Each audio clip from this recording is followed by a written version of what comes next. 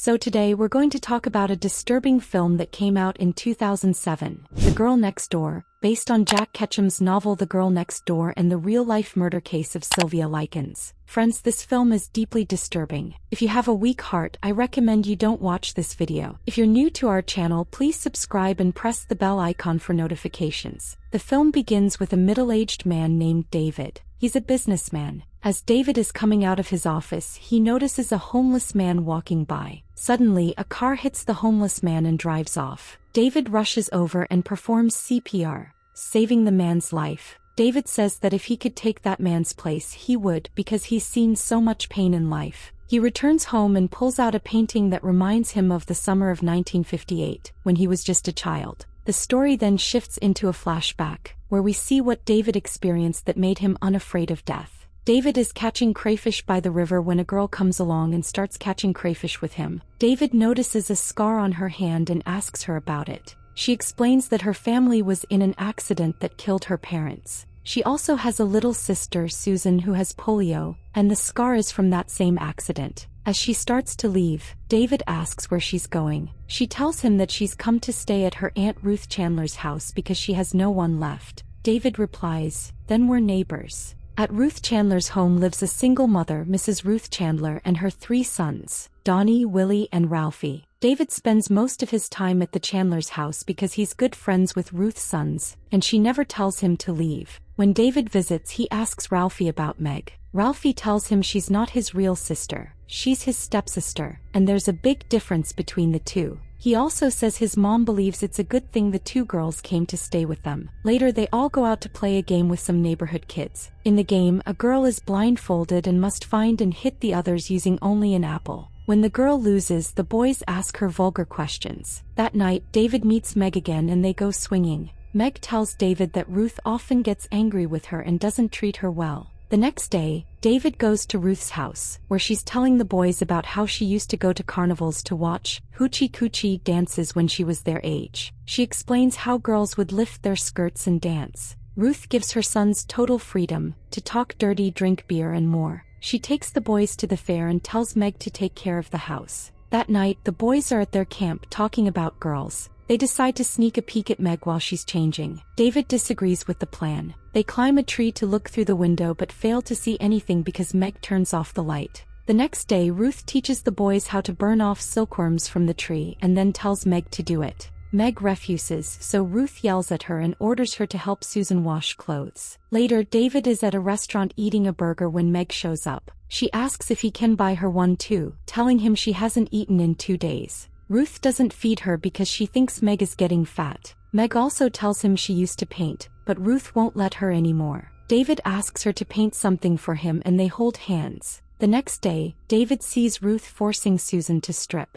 When Susan drops a piece of clothing, Ruth yells at and curses at her. David is shocked by Ruth's treatment of the girls. Later, Meg comes to David's house and shows him the painting she made for him. David's mom invites her in but she declines and leaves. That night, David brings the painting to Ruth, saying Meg made it for her. The painting shows a boy sitting by the river, and Ruth realizes it wasn't made for her. It was made for David. Enraged, she scolds Meg and asks what else she's given to David. Ruth calls Meg a whore and starts speaking vilely to her, saying today's girls are so spoiled they'll give anything to boys. Ruth says any girl who's a whore should be punished. That night, David sees Ruth yelling and cursing at Meg and Susan. The next day, David visits Ruth's house and sees her sons tickling Meg. Ralphie touches her chest, so Meg slaps him and walks away. Ruth then drags Susan out from the closet where she was hiding and questions why she didn't stop Meg from slapping Ralphie. Susan says Ralphie was at fault, but Ruth says it was Meg's fault, and because Susan didn't stop her, she deserves to be punished too.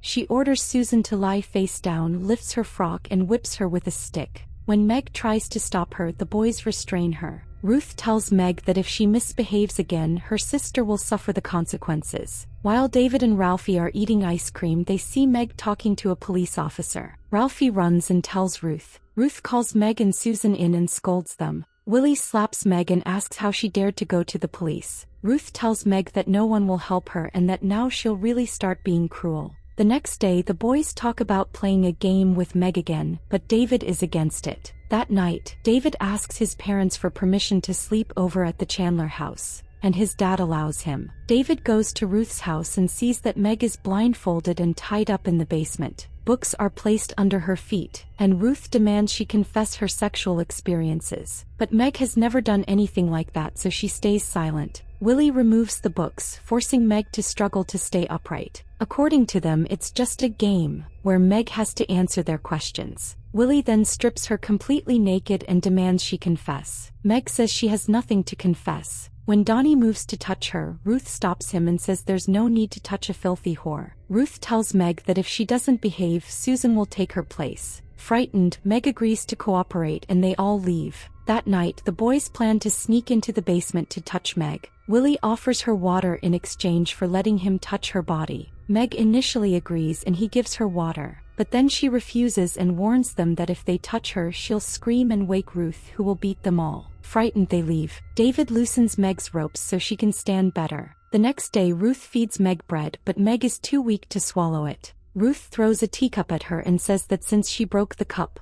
Susan will be punished. Ruth whips Susan with a rope. David witnesses all this but feels helpless. Later, David goes out to help his dad and asks if it's ever okay to hit a girl. His dad says no, never, but if things go too far, maybe it's okay in self-defense. David returns to Ruth's house and meets Susan, telling her he can't stop them. He sneaks downstairs and sees all the neighborhood boys beating Meg. He's about to approach her when Ruth enters and he runs away in fear. That night, David tries to tell his mom, but she's fast asleep, so he leaves again. The next day, David returns and sees Willie poking Meg with a pin while Ruth burns her with a cigarette. Suddenly, the doorbell rings. Ruth sends her sons to answer it. David warns her she shouldn't have sent the kids. What if it's the police? Alarmed, Ruth goes upstairs and finds a cop at the door. The officer enters, investigates, and asks about Meg and Susan. Ruth lies, saying they've gone shopping. The cop leaves but begins watching the house. David tells Meg he'll leave the back door open that night so she can escape and report everything to the police. Just then, Donnie arrives and asks David how he knew a cop was at the door. David lies and says he just guessed. David brings a knife from home and sneaks it to Meg in the basement, telling her to run when she can. He also gives her money. Meg asks him to hide it under a large rock so she can collect it on the way. David does so. The next day, David finds the money still under the rock,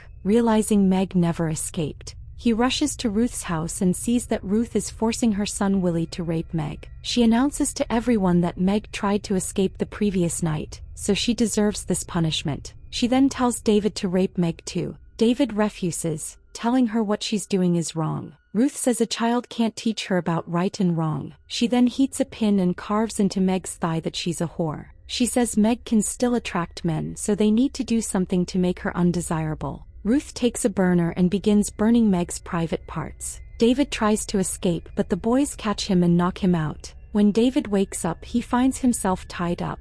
He manages to free himself and goes to Meg and Susan. Meg is barely able to speak. Susan tells David that Meg could have escaped last night, but she stayed because she didn't want Ruth to hurt her. Meg weakly asks David if he hates her. David says no. Furious, he decides to escape with them. He lights cotton on fire in the basement, causing smoke to rise. Ruth comes downstairs and David hits her on the head with Susan's stick, killing her. Willie comes in and attacks David. Smoke starts to spread outside, drawing the attention of the police. The officers rush in and arrest Willie and the other boys. David lies down crying next to Meg. She says she wishes it were all just a dream. She asks David if he'll take care of her and Susan. David promises. They say, "I love you" to each other and Meg takes her last breath. The story returns to the present. David, haunted by his past, goes to the riverbank where he sees Meg's shadow and remembers her. He says he couldn't save her life, but she taught him that in the end what you do is what matters most. And the movie ends. Friends, this film was based on the murder case of Sylvia Likens.